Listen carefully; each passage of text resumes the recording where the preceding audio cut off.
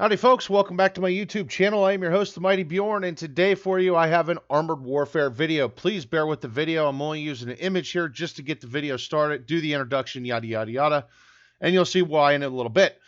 So, it is the 5th anniversary for Armored Warfare.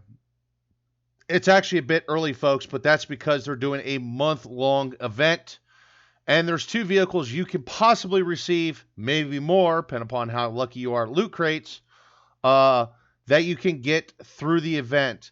Now, this is one of them. This is the BVP M80A, and I'm going to show you a full video preview of that here in a little bit. The other vehicle you can also get is the ZTQ-15, also known as the Type 15. It's actually a Chinese light tank. But what I'm going to focus here today for the preview is the BVP M80A. So just bear with me, folks, and we'll go through the footage I have recorded to show you the vehicle.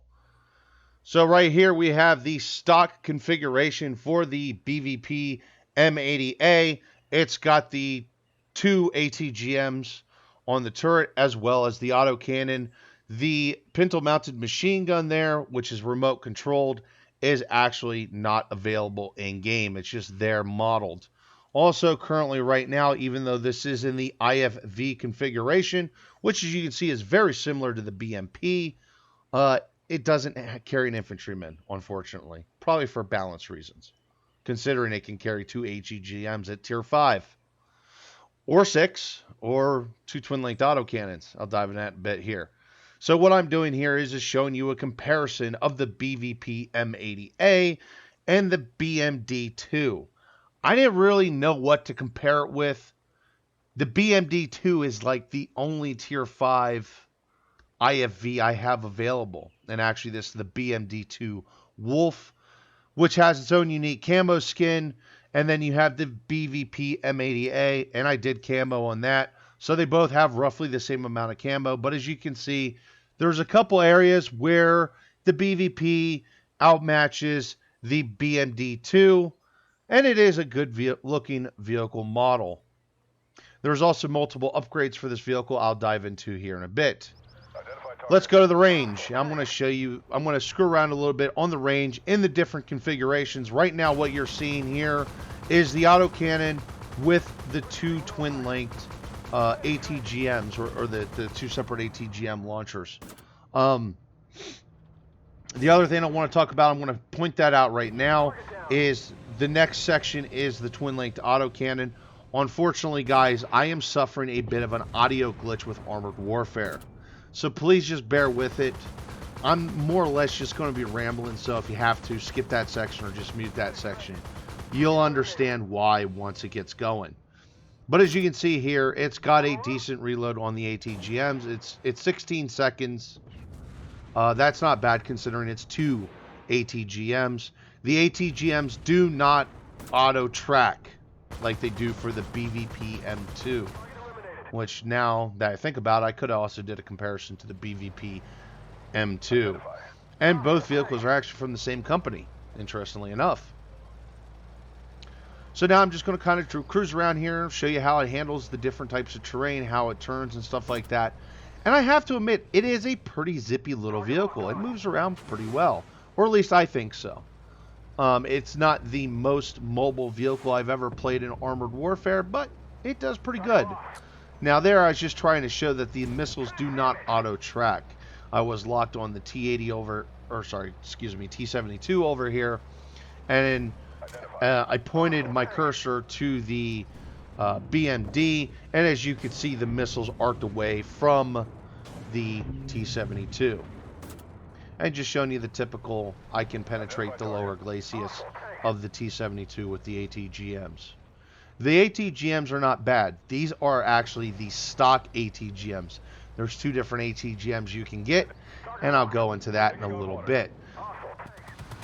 But here we're just doing an auto lock with the autocannon, going nuts with the autocannon here. The vehicle does not have the world's greatest gun depression, unfortunately. As you can see, the turret is more towards the rear, which is part of the problem. Now, it did feel like to me, oh, here I'm doing the auto lock method again. And see, I am locked on the swing fire and ended up hitting the Sheridan. Now, the one thing to point out, and I don't know if it was just a field thing, if it was just my imagination or whatever, but the gun depression actually felt better when I had the turret traversed to the sides. However, towards the rear and the front of the vehicle, not so good, especially towards the rear. I actually didn't feel like I was really getting 7 degrees of gun depression over the rear. But, that could be my mistake type of thing. That could be just how it felt, how it looked. Okay, so we're just going to wrap that part up there. And here we go. We are going to go to the 2 twin-linked 30mm autocannons. And this thing's rate of fire is ridiculous. And actually, I have the rate of fire jacked. Once again, I'll go that too in a little bit. But as you can see, it's got a pretty ridiculous rate of fire. Now, the view range is actually knocked down a little bit here, but it's not really visible on the map. So that shows how good the view range is actually on this vehicle. Now, one thing I really don't like about this variant is the turret is just ginormous. It is absolutely huge. So it's going to be hard to hide it. It does also suffer from poor gun depression, as with the Ifv model. However, it does have superb gun elevation. The guns will actually point almost straight up. Now, one thing I did notice, I did take this configuration into a PvP matchup, and let's be honest here, the ammunition just wasn't enough. I ripped through the ammunition in less than 5 minutes of the first 5 minutes of the match. That's how fast the rate of fire is, and that's how minuscule the damage is. Understand that the damage numbers you see here is barely above that of a coaxial machine gun. And for some odd reason, while it showed here that I went into here with 1,500 rounds of ammunition, you don't get 1,500 rounds of ammunition during a match. It was more like 1,200 or 900 or something like that. It was a few hundred less rounds of ammunition, so it does make a difference. I don't know if that's a glitch or what, but this thing needs a lot more ammo. I even used my ammo kit, understand, and I was still out of ammo within the first few minutes of the match. Now, once again, I'm just driving around here and screwing around some more. Okay, so here we go. This is my favorite configuration, and this is the 6 ATGM tank destroyer layout. And to me, this is how you should run the vehicle. Actually, you could get away with the Ifv variant, but I really feel that this is where the vehicle is absolutely tops, because its armor is pretty shat anyway. Yeah, it's 30mm of rolled homogeneous steel, but 30mm of rolled homogeneous steel won't even protect you from the autocannons at this tier. It will protect you from the coaxial and some high explosive munitions, but not all high explosive munitions. As you can see here, ripping away at that turret muscle where the ammo is stored on the M60, and now I'm giving some rounds out to the T80B. This section of the video is not long. There's no point of really covering too much. It's got an alright reload, 35 seconds, 36 seconds. That's not really bad. Also, the crew is not maxed out or has all the perks yet. That's not really bad considering it's 6 ATGMs, and basically at this tier, any vehicle you're going to run into, even in PvP, you will probably destroy within those 6 ATGMs. Probably get more than one kill for that matter.